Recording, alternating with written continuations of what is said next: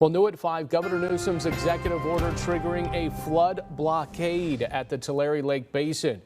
That order is channeling more water to be diverted from the Kern River, a main source feeding into the lake basin that's slowly filling with runoff from the snow melt. Our Ben Morris live in studio now with more on exactly what the executive order does. Ben. The Kern River is one of 4 rivers and several creeks pouring into the Tulare Lake Basin. And according to the executive order, water will now be able to come off the river and into the California aqueduct, keeping it out of the lake basin. The swollen Kern River has been pushing massive amounts of water into the Tulare Lake Basin. Down here on the Kern River, we're at 420% of normal.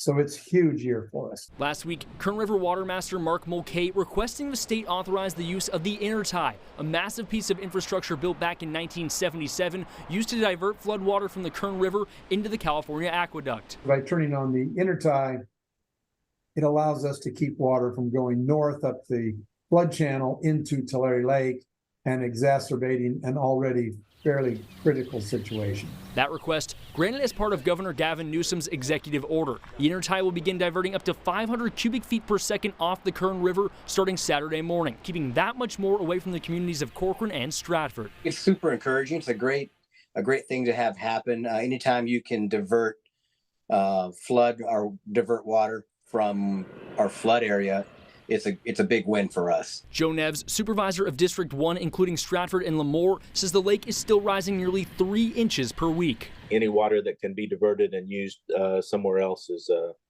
a good deal for the Tulare Lake Basin region. When I last talked with Neves, he was saying a vital levee could be eroded by the massive amount of snowmelt. The plan is to raise it to 188 feet above sea level, but no state funding has come through so far. The ideal date would have started 2 weeks ago. Anytime we can get in between now and June 1st, we'll be able to accomplish the task. So we still have a couple of weeks. Neves says they're waiting for the state to provide funding so they can move forward. Reporting live in studio, Ben Morris, KC24, local news that matters.